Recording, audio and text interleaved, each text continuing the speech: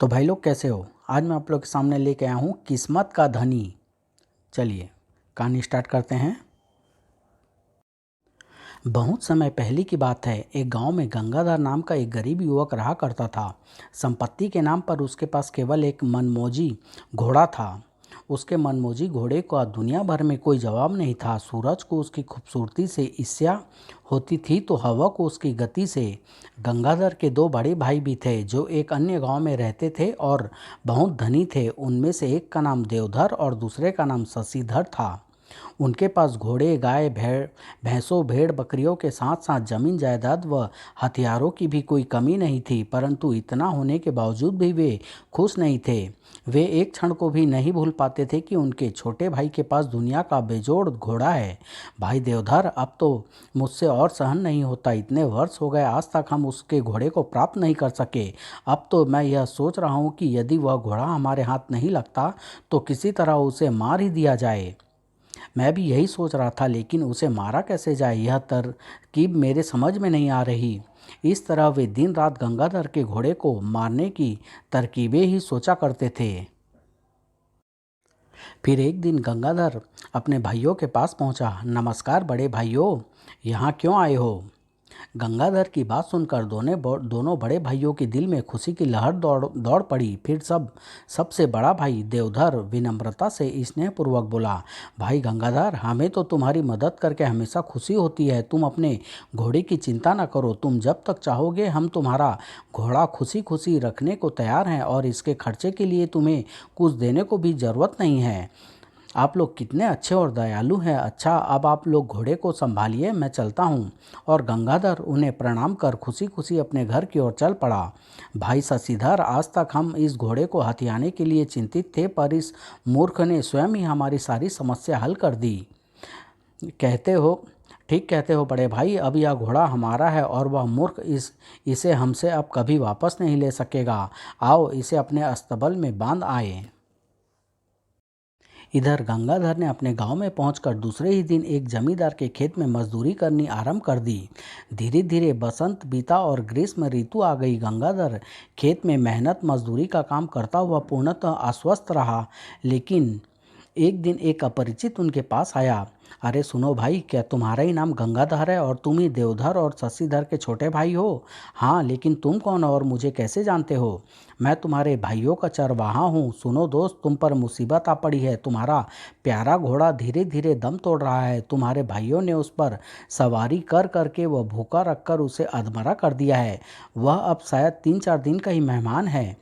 तुम एक गरीब आदमी हो, इसलिए मैं अपने मालिकों से गद्दारी करके तुम्हें यह खबर देने चला आया। लेकिन तुम अपने भाइयों को मेरा नाम न बताना। यदि वे तुमसे पूछे कि तुम्हें इस संबंध में किसने बताया तो कह देना कि मैं दिव्यदर्शी हूँ, इसलिए मुझे दुनिया में होने वाली हर घटना का पता चल जाता है। कहकर चरवाहा चला गया। गंगाधर फूट फूट कर रोता हुआ उसी समय अपने भाइयों के पास चल दिया। मेरे भाइयों ने मुझसे इतना बड़ा विश्वासघात क्यों किया? यदि वे मेरे प्यारे घोड़े को नहीं रख सकते थे तो साफ मना कर देते। उन्हें मेरे घोड़े पर सवारी करने व उसे भूखा रखने का क्या हक था? उसके दोनों भाई उस समय किसी काम से कहीं जा रहे थे, अतः गंगाधर को वे रास्ते में ही मिल गए। भाइयों, मुझ असहाय गरीब को नुकसान पहुंचाते क्या आपको जरा भी शर्म नहीं आई? मैंने आपका क्या बिगाड़ा था जो आप लोगों ने मेरे घोड़े की सवारी कर करके और उसे खुराक न देकर अधमरा कर दिया है? और मैं यह भी जानता हूँ कि अब वह कुछ ही दिनों का मेहमान है। लेकिन यह बात तुमसे किसने कही? हाँ बताओ, इस संबंध में तुम्हें कैसे मालूम हुआ? मुझे इस संबंध में किसी ने कुछ नहीं बताया। मैं दिव्यदर्शी हो गया हूँ, इसलिए मुझे दुनिया में घटित होने वाली हर घटना अपने आप दिखाई दे जाती है। क्या बकते हो? ऐसा हरगिज नहीं हो सकता। तुम हमें मूर्ख बना रहे हो। धीरे धीरे उनके इर्द गिर्द काफ़ी लोग इकट्ठा हो गए। जब भीड़ ने उनके बीच झगड़ा बढ़ते देखा तो उसमें से एक पूछ ही बैठा, भाई आखिर आप लोग किस बात पर इतना झगड़ा कर रहे हो? हमें बताओ, हो सकता है हम ही तुम्हारे झगड़े का कोई निपटारा कर दें। झगड़े की सारी जड़ हमारा यह पाजी भाई है जो बेकार ही हम पर झूठा इल्जाम लगा रहा है। हाँ भाइयों, सारा किस्सा इसी से पूछिए। लोगों के पूछने पर गरीब गंगाधर ने चरवाहे की कही सारी बातें दोहरा दी। अरे भाई, बस इतनी सी बात के लिए तुम लोग आपस में झगड़ झगड़ रहे हो? इस झगड़े का फैसला तो झूठ और सच की जांच करके आसानी से हो सकता है। आओ चलो चलकर घोड़े की दशा देखते हैं। सच्चाई स्वयं सामने आ जाएगी कि कौन झूठ बोल रहा है और कौन सच। मैं तैयार हूँ, यदि आप सब भी मेरे साथ चलें तो आप लोगों का बड़ा उपकार होगा। ठीक है, हम सब भी चलने के लिए तैयार हैं। और भीड़ उन्हें साथ ले चली धनी भाइयों के घर की और चल पड़ी। मारे गए, अब क्या होगा? जब भीड़ देवधर और शशिधर के अस्तबल में पहुंची तो उन्होंने अपनी आंखों से गंगाधर की बातें सच होते देखी। मेरा प्यारा घोड़ा भाइयों, अब अपनी आंखों से देख लीजिए कि मेरे भाइयों ने मेरे साथ कितना बड़ा विश्वासघात किया है। मेरे प्यारे घोड़े की क्या दुर्दशा कर दी है। क्या अब इसके बचने की कोई आशा है? मैं तबाह हो गया, बर्बाद हो गया। इस घोड़े के अलावा मेरे पास तो कोई और धन दौलत भी नहीं है। गंगाधर का करुण रुदन और उसके प्यारे घोड़े की दयनीय दशा देख भीड़ क्षुब्ध हो उठी। ये दोनों भाई तो वास्तव में पाजी निकले। इन्हें इस कर्म की कोई सख्त सजा मिलनी चाहिए। तभी भीड़ में से एक समझदार बूढ़ा बोला, शांत हो जाओ भाइयों, शांत हो जाओ। इन्हें मारने पीटने या सजा दिलवाने से ही गरीब गंगाधर के साथ न्याय नहीं होगा। हमें सोच विचार कर कोई ऐसी युक्ति निकालनी चाहिए जिससे गंगाधर का नुकसान भी पूरा हो जाए और इन दोनों ईर्ष्यालु भाइयों को भी अच्छा सबक मिल सके। ठीक है, तब आप ही कोई ऐसा उपाय बताएं। मेरी राय तो यही है कि इन दोनों से गंगाधर को 10 बढ़िया घोड़े दिलवाया जाए। बूढ़े की बात सुनकर दोनों भाइयों के पैरों तले से धरती निकल ही गई। वे एकदम चीख उठे, यह अन्याय है, हमारे साथ बेइंसाफी है। भला एक बेकार घोड़े के बदले 10 घोड़े देना कहाँ का न्याय है? तुम दोनों चुप रहो और जैसा हमने फैसला किया है वैसा ही करो। गंगाधर को 10 बढ़िया घोड़े दे दो, वरना हम सब तुम्हें मारते पीटते घसीटते राजा के पास ले चलेंगे और उनसे तुम्हें कठोर से कठोर दंड देने की मांग करेंगे। भीड़ को उत्तेजित होते देख दोनों धनी भाइयों ने इसी में अपनी भलाई समझी कि गंगाधर को फिलहाल चुपचाप 10 घोड़े दे दिए जाएं। लो गंगाधर, सबके कहने के मुताबिक हम यह 10 बढ़िया घोड़े तुम्हें देते हैं। अब तुम इन्हें लेकर तुरंत यहाँ से चले जाओ। गंगाधर ने खुशी खुशी 10 घोड़ों की लगाम एक दूसरे से बांधी और भीड़ का धन्यवाद अदा कर अपने घर की ओर चल पड़ा। भीड़ भी छट कर अपने अपने रास्ते हो ली। किंतु उस दिन से देवधर और शशिधर को अपने भाई गंगाधर से और भी घृणा हो गई और वे उसे तबाह करने की ताक में रहने लगे। एक बार उस देश के राजा की, जिसमें कि तीनों भाई रहते थे, सोने की एक अमूल्य ईंट गायब हो गई और जब लाख खोज करने के बावजूद भी वह ईंट और उसके चोर का पता न चला तो राजा ने महामंत्री को बुलाकर आदेश दिया, महामंत्री जी, पूरे देश में मुनादी करवा दीजिए कि जो कोई भी उस अमूल्य सोने की ईंट के बारे में कोई सुराग देगा या चोर को ढूंढ निकालेगा, उसे 5,000 सोने की मोहरें इनाम स्वरूप दी जाएगी। जो आज्ञा महाराज। तुरंत नगर नगर गांव गांव मुनादी करवा दी गई। सुनो भाइयों सुनो, महाराज के खजाने से एक बहुमूल्य सोने की ईंट गायब हो गई है। जो कोई भी उस ईंट को ढूंढकर महाराज को देगा और उसके चोर को पकड़वाएगा, उसे 5,000 सोने की मोहरें इनाम में दी जाएगी। जब यह मुनादी देवधर और शशिधर ने सुनी, वो मारा भाई शशिधर, अब उस कमीने गंगाधर से बदला लेने का मौका आ गया है। वह कैसे बड़े भाई? अरे क्या तुम्हें याद नहीं, उस मक्कार ने अपने आप को दिव्यदर्शी कहा था और कह रहा था कि उसे हर घटना का अपने आप ही पता चल जाता है। हाँ भाई, यह तो उसने कहा था, लेकिन अरे भाई, लेकिन वेकिन छोड़ो और अपना कान मेरे मुंह के पास लाओ, फिर तुम्हारी समझ में सब कुछ आ जाएगा। शशिधर ने अपना कान देवधर के मुंह के निकट कर दिया। खुसुर फुसुर खुसुर फुसुर। अगले दिन दोनों भाइयों ने अपने एक खास व्यक्ति को सब कुछ समझा बुझाकर दरबार में भेजा। महाराज, मैं आपको एक ऐसे व्यक्ति के बारे में बताने आया हूँ जो आसानी से आपकी चोरी हुई ईंट के बारे में बता सकता है और चोर को पकड़वा सकता है। ओह, कौन है वह व्यक्ति? जल्दी से बताओ। महाराज, वह व्यक्ति हमारे ही गांव का है और उसका नाम गंगाधर है। वह अपने आप को दिव्यदर्शी कहता है। मैंने उसे अपने दोस्तों के सामने डींगे मारते सुना है कि वह एक रात में ईंट के चोर को ढूंढ सकता है, पर वह आपको खुश नहीं करना चाहता। यदि आप उसे फांसी चढ़ा देने की धमकी दें तो कल सुबह तक ही वह बहुमूल्य सोने की ईंट आपके हाथों में होगी। महामंत्री जी, आप तुरंत सैनिकों को भेजकर गंगाधर को हमारे दरबार में पेश कीजिए। जो आज्ञा महाराज। सैनिक गंगाधर के घर पहुँचे। क्या तुम्हारा ही नाम गंगाधर है? हाँ, लेकिन बात क्या है? चलो, तुम्हें महाराज ने इसी समय बुलवाया है। बेचारे गंगाधर की समझ में कुछ नहीं आया। वह सैनिकों के साथ डरता डरता दरबार में हाजिर हुआ। महाराज की जय हो। महाराज, मुझ गरीब को आपने कैसे याद किया? क्या मुझसे आपकी शान में कोई गुस्ताखी हुई है? ऐसी कोई बात नहीं है। हमने सुना है कि तुम अपने आप को दिव्यदर्शी कहते हो, अतः हम खुद यकीन करना चाहते हैं कि जो कुछ हमने तुम्हारे विषय में सुना है वह सच है या नहीं। तुम भोर होने तक हमारी चोरी चली गई सोने की ईंट को खोज कर हमें दो। यदि तुम ऐसा कर सके तो हम तुम्हें घोषित इनाम के अलावा 100 ऊँटों का एक काफिला भी देंगे, और यदि तुम उसे न खोज सके तो तुम्हें घोड़े की पूंछ से बंधवा कर तपते रेगिस्तान में छुड़वा दिया जाएगा।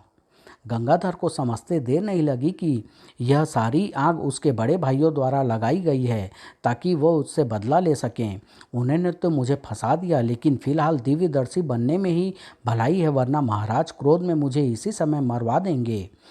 खामोश क्यों हो? जवाब दो, तुम हमारी आज्ञा का पालन करने के लिए तैयार हो या नहीं? महाराज, आपकी आज्ञा की अवहेलना भला मैं नाचिज कैसे कर सकता हूँ? आप महल के बाहर मेरे लिए एक तंबू लगवा दें। मैं मंत्र पढ़ता हुआ अकेला ही उसमें रात गुजारूंगा, और भगवान ने चाहा तो सुबह तक आपकी सोने की ईंट आपके हाथों में होगी। ठीक है महामंत्री जी, इसकी इच्छा पूरी की जाए। जो आज्ञा महाराज।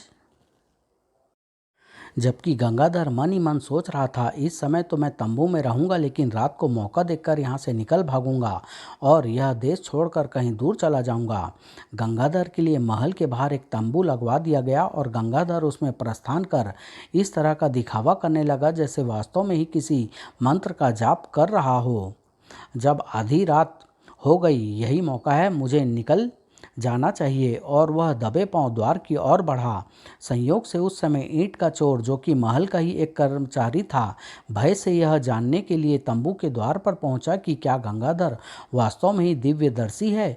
यदि है तो वह उसे पकड़ने के लिए क्या तैयारी कर रहा है।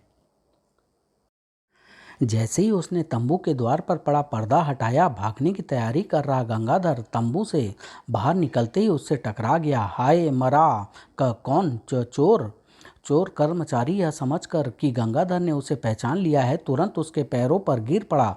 मुझ पर दया कीजिए हुजूर, मुझे छोड़ दीजिए, मैं महाराज की चुराई गई ईंट भी आपको देने के लिए तैयार हूँ। वो मारा, यह चोर तो अपने आप ही जाल में आ फंसा। अब अब चखाता हूँ इसे मजा। गंगाधर ने तुरंत उसे गिरेबान से पकड़कर उठा लिया। बेटा, इतनी आसानी से मैं तुझे नहीं छोड़ने वाला। अब तो मैं तुझे फांसी पर चढ़वा कर ही दम लूँगा। जब वह गंगाधर के आगे बहुत रोया धोया और गिड़गिड़ाया। ठीक है, मैं तुम्हें छोड़ दूंगा, लेकिन पहले तुम यह बताओ कि वह सोने की ईंट कहाँ है। यहाँ से पूर्व की और एक ऊंचा टीला है, उस पर एक बड़ा काला पत्थर रखा है। उसी पत्थर के नीचे मैंने वह मूल्यवान ईंट छुपा रखी है। ठीक है, मैं तुम्हें छोड़ रहा हूँ, लेकिन तुम्हारी भलाई इसी में है कि जल्द से जल्द यह शहर छोड़कर किसी दूसरे देश चले जाओ। यदि महाराज को तुम्हारी जरा सी भी भनक पड़ गई तो वे तुम्हें जिंदा जमीन में गड़वा देंगे। जी, आपका बहुत बहुत धन्यवाद। और चोर वहां से दुम दबाकर भाग खड़ा हुआ। भाइयों ने तो मुझे मरवा डालने में कोई कसर नहीं रख छोड़ी थी, लेकिन किस्मत ने मुझे बचा लिया। खूब रहा यह दिव्यदर्शी बनने का नाटक भी। सुबह होते ही गंगाधर राजा के पास पहुंचा। राजा उसे देखते ही बोला, क्यों गंगाधर, क्या तुमने हमारी चोरी हुई ईंट का पता लगाया? हाँ महाराज, ईश्वर की दया से सोने की ईंट का पता तो चल गया, लेकिन अफसोस कि मैं चोर को नहीं पकड़वा सकूंगा, क्योंकि वह यह देश छोड़कर दूर जा चुका है। ओह, लेकिन हमारी सोने की ईंट कहाँ है? महाराज, आप मेरे साथ उस स्थान पर चलिए जहाँ चोर ने ईंट छुपा रखी है, और अपने हाथों से निकाल लीजिए। ठीक है, तुम कुछ देर रुको, हम अभी तुम्हारे साथ चलते हैं। कुछ देर बाद राजा अपने कुछ विशेष अंगरक्षकों को साथ लेकर गंगाधर के साथ चल पड़ा। गंगाधर राजा को पूर्व की ओर ले गया, जहाँ वास्तव में एक टीला था। यह तुम हमें कहाँ ले आए गंगाधर? यह हमें इस टीले के ऊपर चढ़ना है महाराज। ऊपर ही वह सोने की ईंट मौजूद है। टीले पर चढ़ने के बाद गंगाधर को वहां वास्तव में एक बड़ा सा काला पत्थर रखा दिखाई दिया। महाराज, अपने आदमियों से इस पत्थर को हटाने के लिए कहिए। इसके नीचे ही आपको आपकी बहुमूल्य ईंट मिल जाएगी। अंगरक्षकों, इस पत्थर को हटाओ। अंगरक्षकों ने जैसे ही उस बड़े एवं भारी काले पत्थर को एक तरफ हटाया, महाराज, यह रही सोने की ईंट। वाह गंगाधर, अब हमें विश्वास हो गया है कि तुम सचमुच दिव्यदर्शी हो। तुमसे बहुत खुश हैं हम। आज से हम तुम्हें हमेशा याद रखेंगे। यह तो आपकी मेहरबानी है हुजूर, वरना बंदा किस काबिल है। उसके बाद वे सभी राजमहल लौट आए। राजा ने गंगाधर को 5,000 सोने की मोहरें इनाम में दी और 100 ऊँटों का एक काफिला भी दिया। अब गंगाधर के दिन आनंद पूर्वक बीतने लगे, जबकि राजा से इतना सारा धन गंगाधर को मिलते देख उसके दोनों भाइयों के सीने पर सांप लौटने लगे थे। लेकिन अभी 1 माह ही बीता था कि किसी चोर ने राजा का मनपसंद तेज घोड़ा चुरा लिया। काफ़ी खोजबीन हुई, लेकिन चोर और घोड़े का कोई पता नहीं चला। बड़े शर्म की बात है महामंत्री जी, इतने दिन हो गए आप हमारे प्यारे घोड़े को नहीं खोज सके। मैं अपनी ओर से तमाम कोशिश कर चुका हूँ महाराज। देश के एक एक नगर व गांव का चप्पा चप्पा छाना जा चुका है, लेकिन कोई सफलता हाथ नहीं लगी। पता नहीं चोर घोड़े को ये ले पाताल में छिप गया है या आकाश में चला गया है। छोड़िए यह फिजूल की बातें, हम कोई बहाना नहीं सुनना चाहते। यदि हमारा घोड़ा हमें 7 दिन के भीतर भीतर ना मिला तो हम आपको महामंत्री पद से हटा देंगे। महाराज, मेरे दिमाग में घोड़े को ढूंढ निकालने का एक उपाय आया है। क्या उपाय है, हमें जल्दी से बताइए। महाराज, क्यों न इस मामले में भी उस दिव्यदर्शी गंगाधर से मदद ली जाए। दिव्यदर्शी गंगाधर, वाह महामंत्री जी, आपने खूब याद दिलाई उसकी। आप तुरंत उसे दरबार में बुलवा भेजिए। जो आज्ञा महाराज। महामंत्री ने तुरंत गंगाधर को बुलावा भेजा। महाराज की जय हो। महाराज, इस गुलाम के लिए क्या आज्ञा है। सुनो गंगाधर, कुछ दिनों पहले हमारे अस्तबल से हमारा प्यारा घोड़ा किसी ने चुरा लिया है। अपनी दिव्य दर्शिता का सहारा लेते हुए बताओ हमारा घोड़ा कहाँ है और उसे किसने चुराया है। हम तुम्हें पहले से 2 गुना इनाम देंगे और यदि तुमने ठीक ठाक जवाब नहीं दिया तो तुम्हारा सर धड़ से जुदा कर दिया जाएगा। मारे गए, लगता है अब मेरी जिंदगी के दिन पूरे हो गए हैं। गंगाधर में इनकार करने का साहस नहीं हुआ और वह अपने मन के भय को काबू में करता हुआ विनम्रता पूर्वक बोला, महाराज, यह काम कौन सा मुश्किल है। बस आप महल के बाहर एक तंबू लगवा दीजिए। मैं रात वहां गुजारूंगा और ईश्वर ने चाहा तो सुबह ही आपका घोड़ा आपके सामने होगा। ठीक है, हम अभी तुम्हारे रहने के लिए बाहर तंबू का प्रबंध कराए देते हैं। और राजा ने महामंत्री से कहकर पहले की तरह महल के बाहर एक तंबू गड़वा दिया। बेचारा गंगाधर उसके भीतर बैठकर मंत्र तो क्या पढ़ रहा था, बस मन ही मन भगवान से अपने जीवन की भीख मांग रहा था। अच्छा यही होगा कि आज रात हमेशा हमेशा के लिए यह देश ही छोड़ दूं, वरना दिव्यदर्शी बनने का यह नाटक किसी दिन मेरे लिए जानलेवा बन जाएगा। और आधी रात बीतते ही वह चुपचाप तंबू से बाहर निकला। आसपास कोई नहीं, मौका अच्छा है, भाग निकलूं। और वह सर पर पैर रखकर भाग निकला। जय बजरंगबली की। भागता भागता वह 2 ऊंचे पहाड़ों के बीच स्थित एक तंग घाटी में पहुंचा। रात यहीं बिताऊं, भोर होते ही यहाँ से दूर निकल जाऊंगा, फिर महाराज मुझे लाख कोशिश करके भी नहीं पकड़वा सकेंगे। और वह एक पेड़ के नीचे पड़कर गहरी नींद सो गया। संयोगवश राजा के घोड़े का चोर भी घोड़े को सरपट दौड़ाता हुआ उसी रात उस तंग घाटी से गुजरा। यहाँ किसी किस्म का कोई खतरा नहीं। आज की रात यहीं बिताऊं, भोर होते ही यह देश छोड़कर दूर निकल जाऊंगा, फिर मुझे किसी का भय नहीं रह जाएगा। उसने घोड़े को एक पेड़ से बांधा और गंगाधर से कुछ ही दूरी पर लेट गया। अंधकार था, अतः उसे अपने से कुछ ही फासले पर सोया गंगाधर दिखाई नहीं दिया था। शीघ्र ही उसके तेज खर्राटे का स्वर पूरी घाटी में गूंजने लगा। चोर तो गहरी नींद सो गया, लेकिन उसके तेज खर्राटों से गंगाधर की नींद शीघ्र ही खुल गई। अरे, यह मेरे पास कौन आकर सो गया। ये कहानी मैं यहीं समाप्त कर रहा हूँ। 2 भागों में लेके आऊँगा, बहुत जल्द लाऊँगा। धन्यवाद।